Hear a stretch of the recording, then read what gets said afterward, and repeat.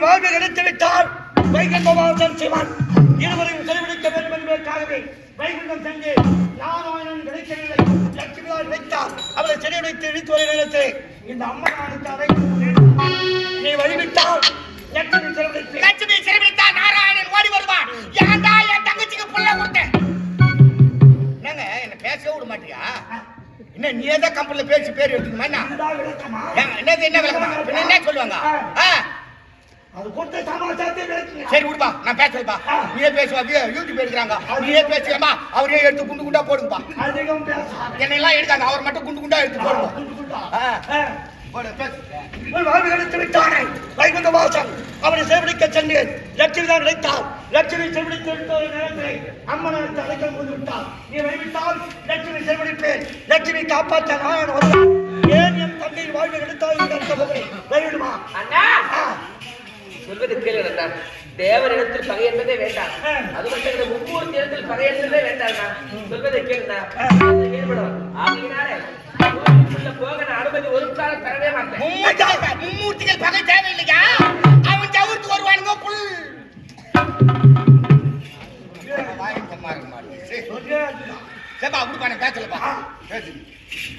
நீ வெளிவிடவில்லை என்றால் உன்னை உயிரோடு விட மாற்றி உன்னையும் கொண்டு விடுவேன். நீ என்ன செய்தாலும் சரி, ஆலயத்திற்கு உள்ள விட என்னால் முடியாது.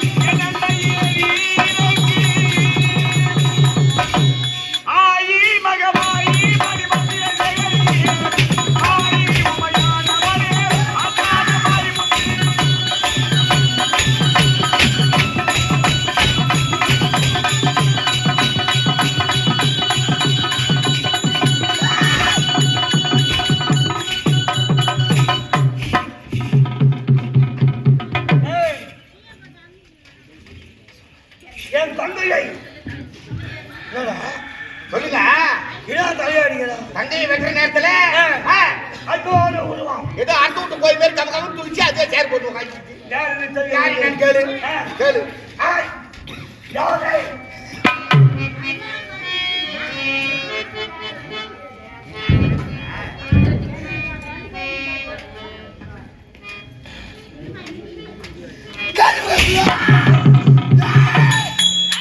வந்திருப்ப யாரும் தெரியவில்லையா? அத்தாடா அத்தா அத்தா. ஏய், யார் காத்தம்மா காஞ்சி காமாட்சி, என்ன அதுக்கு அவருக்கு மூச்சு மதுரை மீனாட்சி, காசில விசாலாட்சி, மேல்மருவூர் வெங்காள பரமசிறி, மேல்மருவத்தூர் ஆதிவாசிக்காக வந்திருக்கீங்க. என்னை எரிப்பதற்காக. ஆமா, உன்னை எரிக்க முடியுமா? யாருமே சொல்ல முடியாது. நீ பார்க்கலாமா? வா. உள்ளே லட்சுமி இருக்கிறான். என் தந்தை வாழ்வை கழித்து விட்டான் வைகுந்த வாசன். அவனை சிறைபிடிக்க வேண்டும் என்பதற்காகத்தான் லட்சுமி சிறைபிடித்தேன். லட்சுமி காப்பாற்ற வைகுந்த வாசன் வருவார். நீ வந்திருக்கிறான். வழிவிடு, நான் லட்சுமி சிறைபிடிக்க வேண்டும். ஏய், உனக்கு எனக்கு வீண் பார்த்து தேவை கிடையாது. ஆமா, பிரச்சனை வா. இல்லை. ஆமா. நீயா நானா என்று பார்க்கலாம். கேட்கற துட்டு கொடுத்துட்டு உங்களுக்கு பிரச்சனை கிடையாது. மறுபடியும் கேட்டா கொடுத்துட்டே இருக்கணும். கொடுக்கலன்னா பிரச்சனை.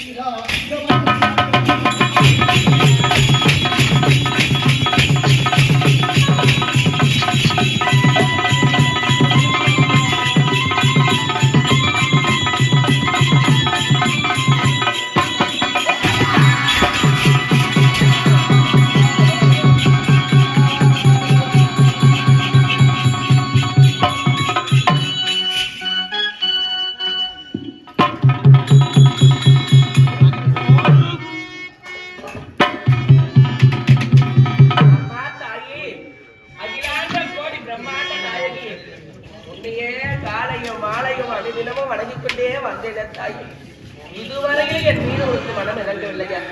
இதுகால வரையில எதற்காக நான் காத்துக் கொண்டிருக்கிறேன்? ஆற்றில் விட்ட என்னுடைய பிள்ளைகளை பார்க்க வேண்டும் என்பதற்காக இந்த பாவி உடனே உயிரை வைத்து காத்துக் கொண்டிருக்கிறேன். என்னுடைய மகன் எந்த நிலைமையில் இருக்கிறான் என்பது ஒன்றுமே புரியவில்லையே. இதுவரையில் உன்னை வழங்கினேன் அம்மா. என் மகனை நான் பார்க்கவே இல்லையே தாயே, பார்க்கவே இல்லையப்பா. அம்மா, உன் மகனை நீங்கள் பார்க்கவில்லையா? இதுவரைக்கும் பார்க்கவில்லை தாய். உன் மகன் கண்ணியதே இருக்கின்றார். உன் மகன் யார் தெரியுமா? இந்த ஆளுதான் உன் மகன்.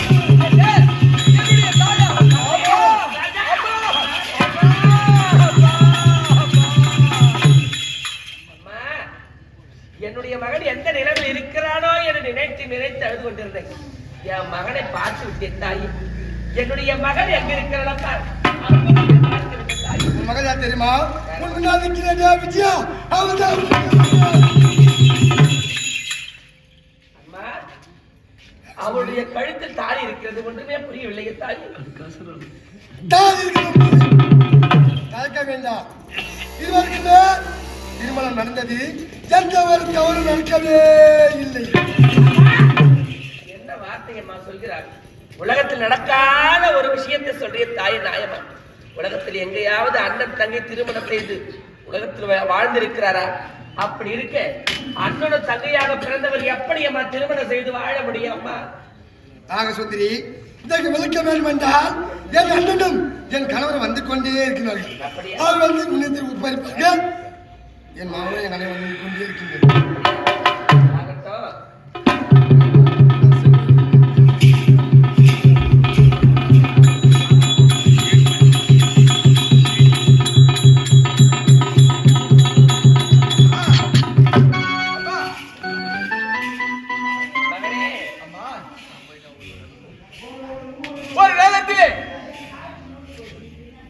ஒரு நேரத்திலே சந்திரநாதன் தன்னுடைய மனைவி கேட்டு மூலகம் சென்றான். மூலகம் சென்று அங்கே மலரை பறித்தான். மலரை பறித்து வருகின்ற நேரத்திலே அங்கே தடாகத்தில் இருக்க நீராய்ந்தால் அந்த தடாகமானது அசுத்தமாகிவிட்டது. அப்படி இருக்கின்ற நேரத்திலே கும்பமனு முனிவரானவர் சாபத்தை கொடுத்தார். அந்த நேரத்தில் சந்திரன் பெண்ணாக மாறிவிட்டான். அப்பொழுது நாரதர் கலகம் கிடைக்கவில்லை என்று அந்த நேரத்தில் வைகுந்தம் சென்றார். வைகுந்தம் சென்று அந்த வைகுந்த வாசனை அனுப்பினார். அங்கு சென்று அவர்கள் இருவரும் சேர்ந்ததால் அங்கே ஆண் குழந்தை பிறந்தது. அதன் பிறகு ஈஸ்வரன் சென்றார். அங்கு கலகத்தை செய்து இருவருக்கும் சேர்த்து பிறந்த பிள்ளைகள் தான் சந்திரமதி. அப்பொழுது அவர்கள் இருவருக்கும் திருமணம் நடந்தது. அதுபோல் இதோ இந்த அன்னையின் கணவரும் அவருடைய மைந்தனரும் ஒன்றாக சேர்ந்து உனக்கு குழந்தையை கொடுத்தார்கள். இப்பொழுது நாங்கள் இருவரும் பிறந்தோம். நாங்கள் இருவருமே மாமன் மைத்துனர்கள் பிறந்த குழந்தைகள். அதனால் இப்பொழுது தாய் உறவை விடுத்து இப்பொழுது அந்த கணவன் உறவு மாமன் மைத்துனர் உறவை வைத்து நாங்கள் இருவரும் திருமணம் செய்து கொண்டோம்மா. நாங்கள் இருவரும் தெய்வ குழந்தைகள். இருந்தாலும் நீ சொன்னபடியே இருவரும் எதுவுமே எந்த ஒரு துன்பத்தை அனுபவிக்காமல் வாழ்க்கையை இன்பமாக வாழ என்னுடைய ஆசீர்வாதம். அப்படியே ஆகட்டும்.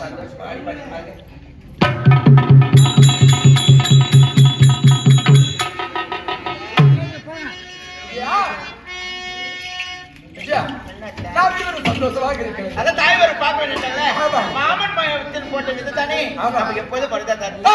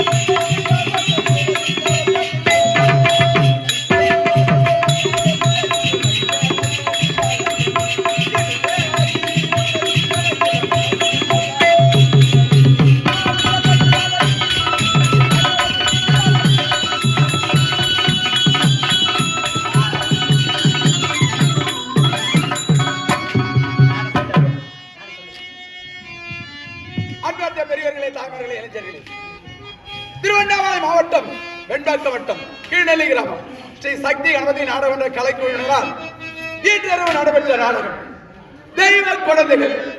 தெய்வ குழந்தைகள் என்ற நாடகம் இந்த காட்சியோடு நிறைவேறுகிறது. இதில் எக்குற்றம் இருப்பினும் உங்கள் வீட்டில் குழந்தைகள் தவறு செய்தால் எப்படி மன்னிக்கின்றோம் அதுபோல் மன்னித்து ஆதரவு தந்த உங்கள் அனைவருக்கும் நன்றி. வணக்கம் வணக்கம் வணக்கம்.